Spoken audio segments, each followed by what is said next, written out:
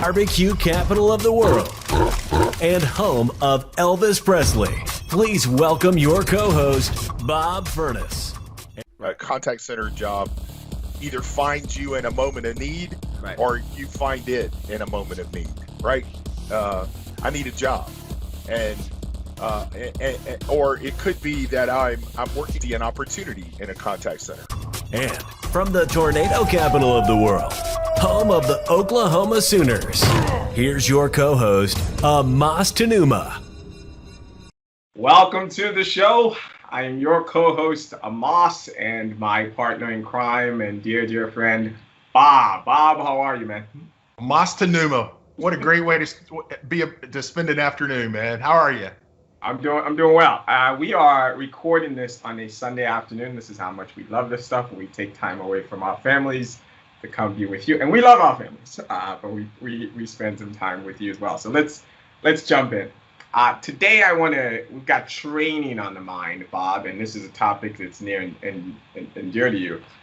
When I describe you, Bob, and we got to do a show where people get to know you better. But I've said that you could have had many jobs in different lives. Like I could have seen you being like a minister sometimes when you get all excited about preaching the gospel according to after call work and CSAT and VOC. But for a while, I remember in these ICMI things, you used to do sessions that were very different. It felt more like a training class than it would a lot of the sessions I would attend.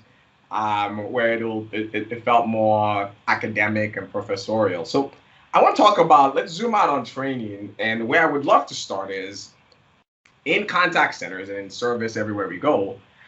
I always get frustrated when I hear people say the solution to every problem is let's send them to training. Like, it doesn't matter if the rep was rude, they didn't have the right answer, the answers are always training.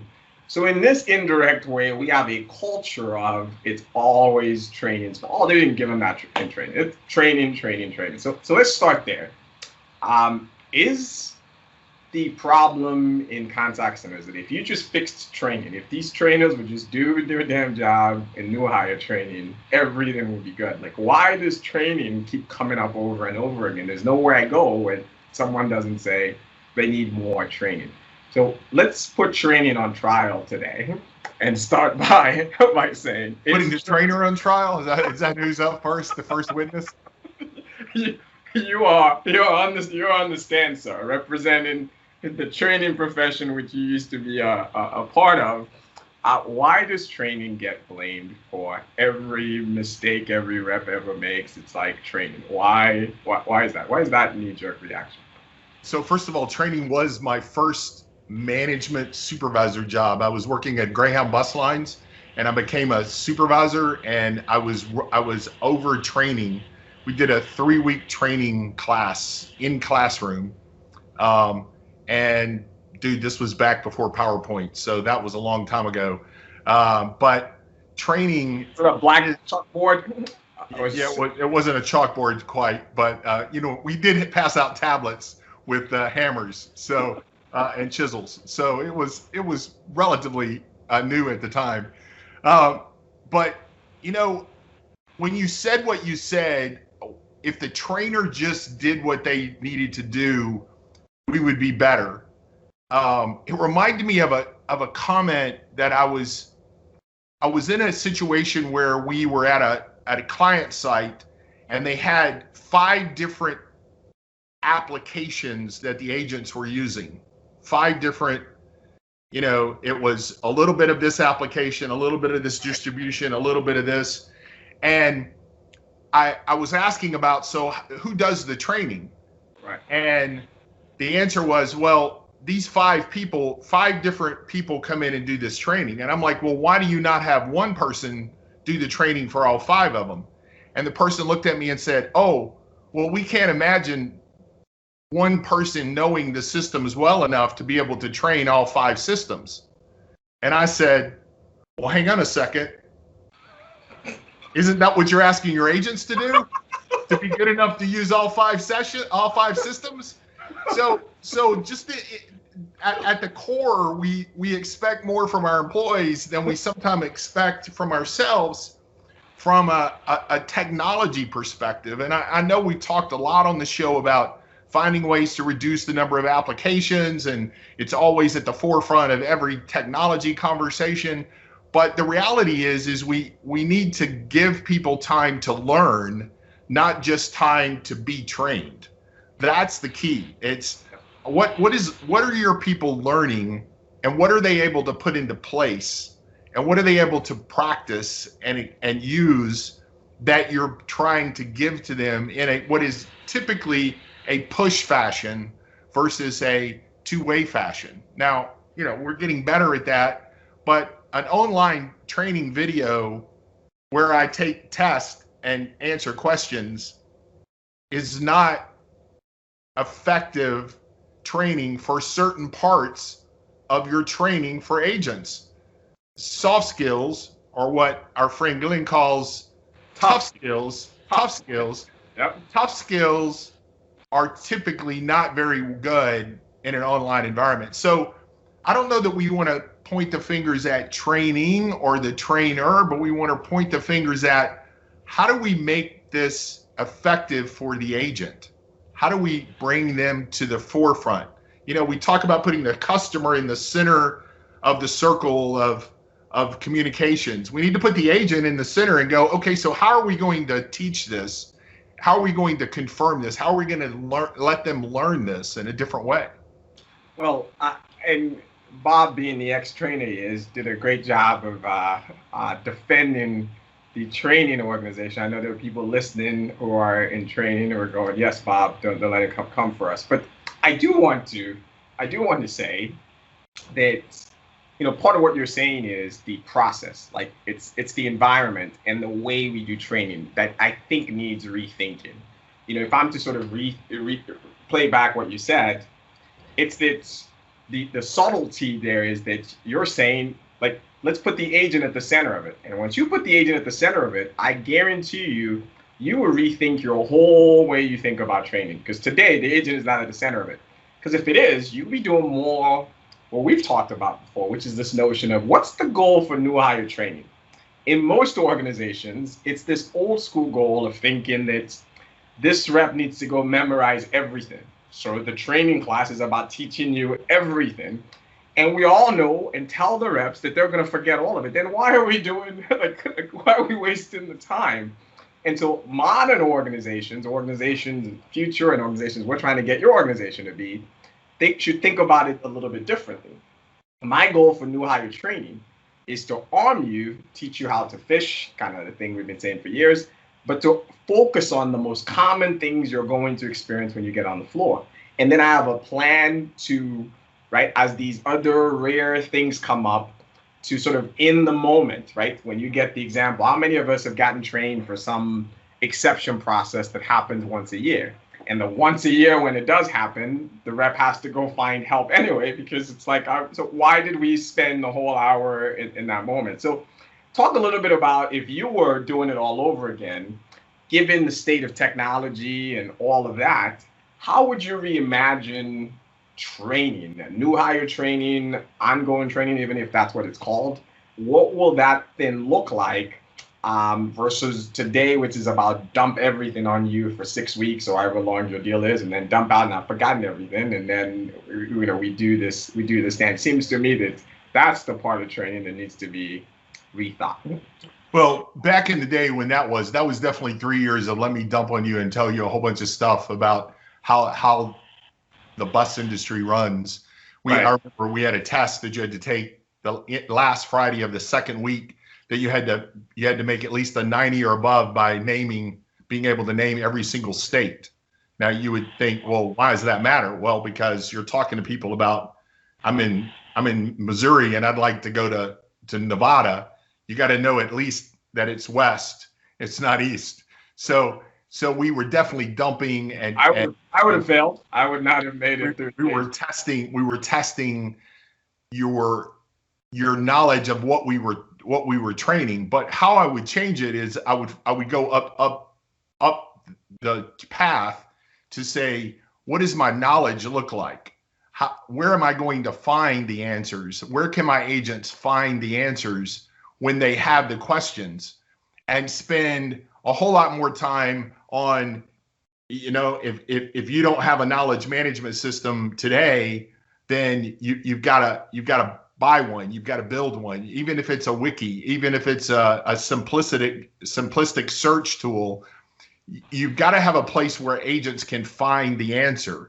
Because what I would change is teaching people how to fish, and instead of teaching them, saying that if you walk over to the left, that's where the fish are. Now, if I know that, I want to talk about it, but that's just not reality. I can't.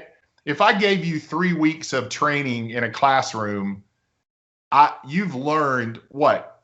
I don't know what the official statistics are, 20%, 30%, 20, 30%, that you could walk out of there and I could give you a test, or I could ask you a question about something that you learned, especially. So I think it's about building technology that allows you to find answers, and then technology that helps you along the way, that helps you.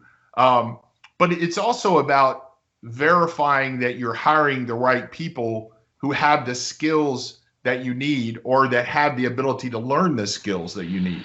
Right. So the trainer's job needs to expand to a learning job that owns the knowledge or has input into the knowledge. And it needs to be a circular action that says, I sent you 10 people out on the floor. I trained them how to find the information. I trained them what they needed to know. Now we're in a situation where we're looking into the knowledge system to see, what are they not finding? How do I make it available to find? So if people are searching on refunds on Thursdays for weekends, and they're not getting an answer, I need to find an answer. So I need to spend some time inside the knowledge system, understanding what the searches that are not being successful. But then I also need to spend time talking to the quality and management team to say, what are the holes in that? So it's about a universal look at quality, training, knowledge, everything, not just, hey, my job is to teach you this book of stuff. And this is what I love this. I can pull this stuff out of you, because if I think about it, what you just said, it's like the whole notion of a training department needs to go away, because we think about it as this new hire, that your training, what Bob's saying is like, needs to be on your floor. So that there's this new hire stuff, I'm teaching you how to fish. You get on the floor, something happens, and it needs to be more data and more digital, so that you're not reacting based on what you're seeing, because you're not seeing these people. People are at home. You're looking at data. You're seeing what people are searching for. You're doing knowledge and sort of this rethinking of it, which leads me to the thing you were sharing with me before we hit record about what's going on with what cruise line it is. Tell us about their going. So I just saw a news article where in Wichita, Kansas, where they have a very large Royal Caribbean call center, that they decided they're going to leave their agents, all of their agents, for this giant contact center. They're going to leave them at home. They're not coming back to the contact center. The article was written from the standpoint of what it's going to do the real estate market when contact centers do this. But from my thought, when you said, hey, we're going to talk about training, I'm like, okay, well, hang on a second. Imagine a world where I'm not going to see my agents. I'm not going to bring them into train. Now, I'm not saying that Wichita is not necessarily going to do some in-house training, but I was talking to a person the other day who, very large organization, large contact center organization, and she runs quality management and runs the hiring of new people. And she said they've hired people during COVID that are not in any of their cities where they have contact centers, because it opened up an opportunity to hire the right kind of people. So now the question is, oh, we're going to bring everybody back. Those people will have to move. That just doesn't work, right? So you're going to lose those folks. So work from home, we've done shows about it. It is permeated into what we're doing.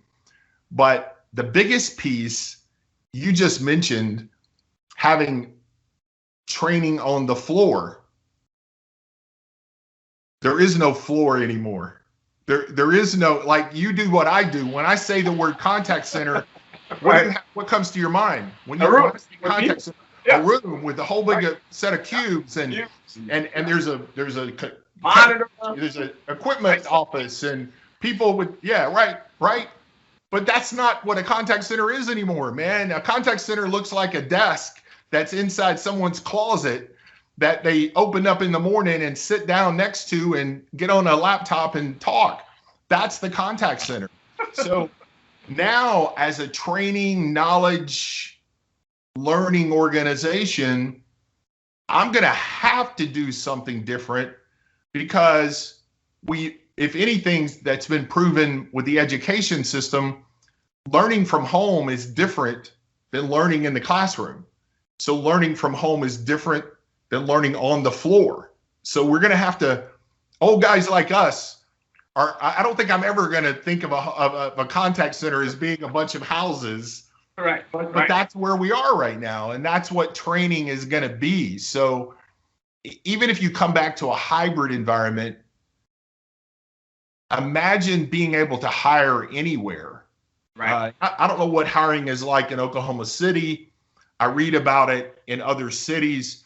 In Memphis, Tennessee, you cannot drive 2 miles without seeing a sign stuck outside an office or somewhere that says we're hiring, some kind of business.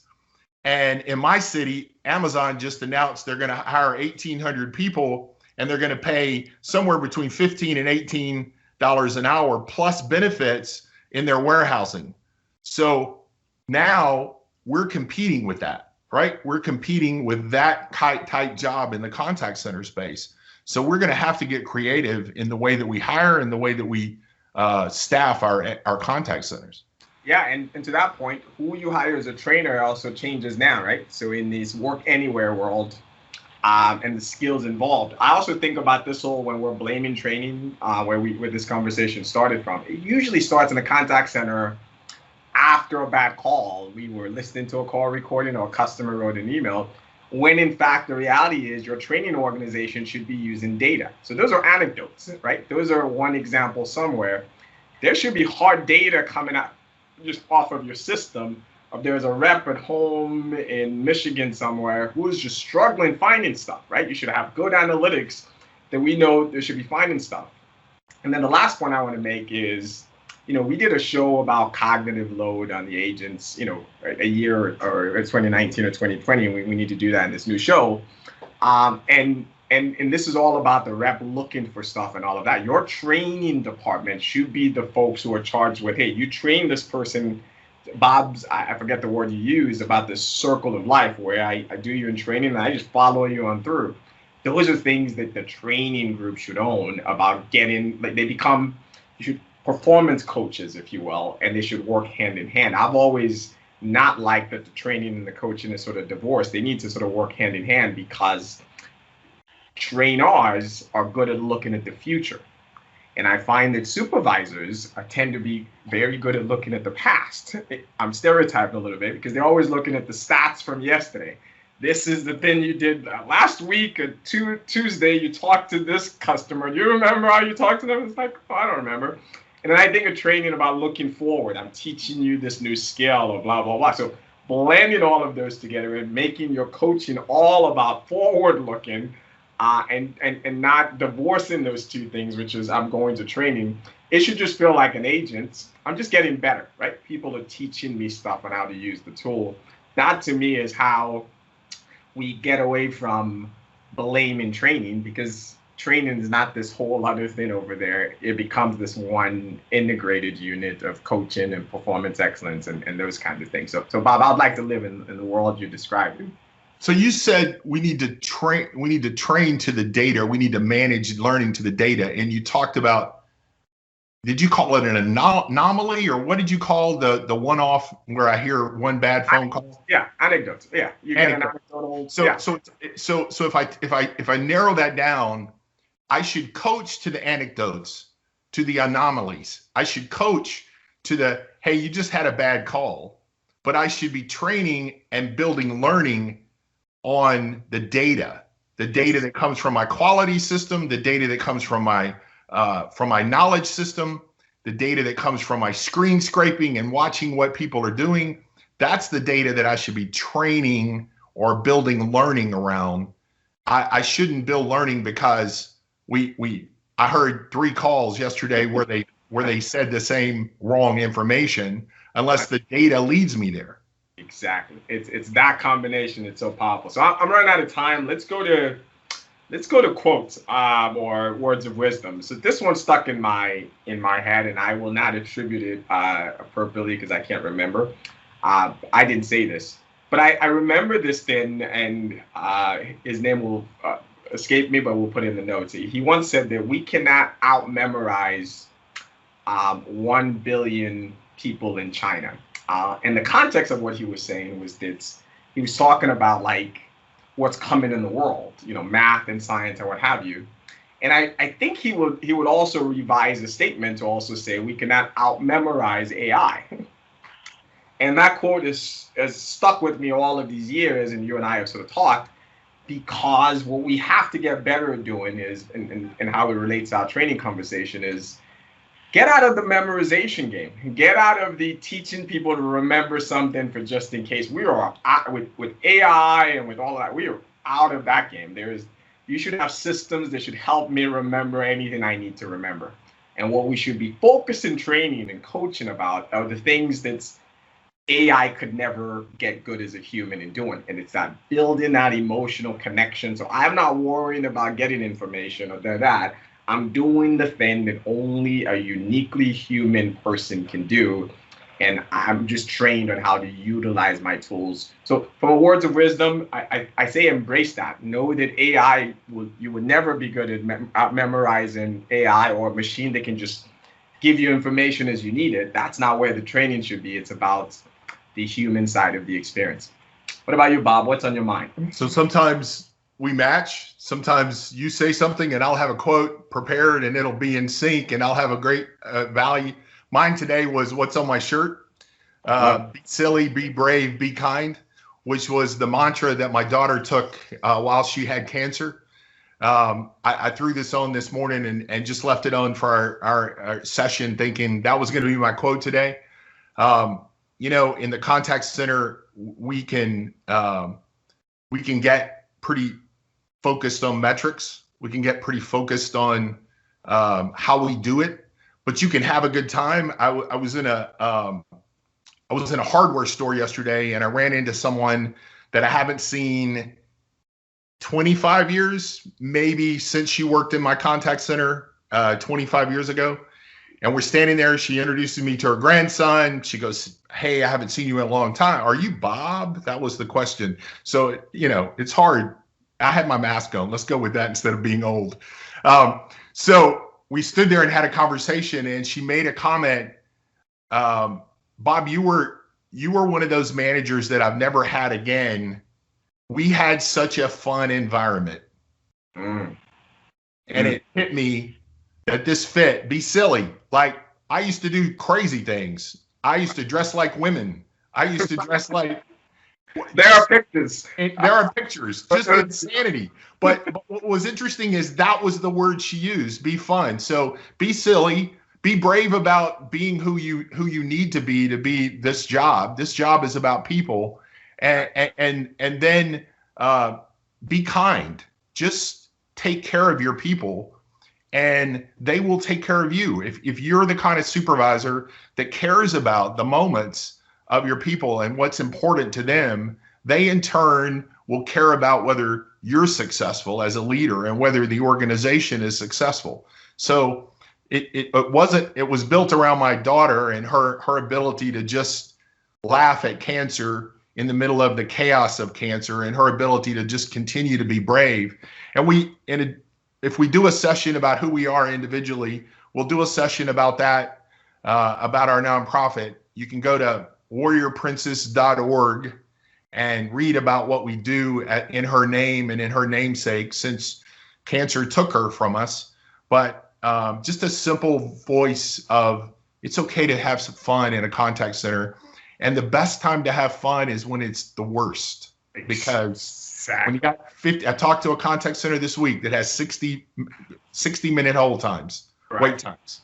Right. You better believe those people need some fun in their life. To cut the tension, right? Yeah, like it's a stressful. No, believe me, I've been there. I've abandoned 100,000 calls in 30 minutes. It's no fun.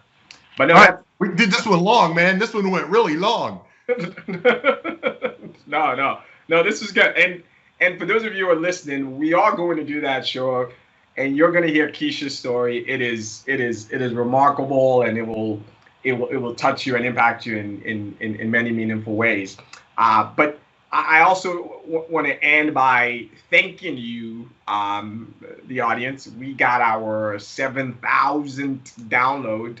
Again, we are this little show out of Oklahoma City and Memphis, and we know there are mega shows out there. You have plenty of choices, but we really appreciate that there are 7,000 people who care about this contact center thing that Bob and I just has made our lives work, and we have fun doing it every week. We're just humbled and blown away. We will keep doing it for you. Yep. We'll do it again next week. Sounds good. Bye, everyone. We want to thank you for joining us on this episode of the Contact Center Show. If you would like to join the conversation, please visit us at contactcenter.tv. That is Contact Center, all one word, .tv. Or you can simply subscribe wherever you get your podcast. This has been a Beyond production.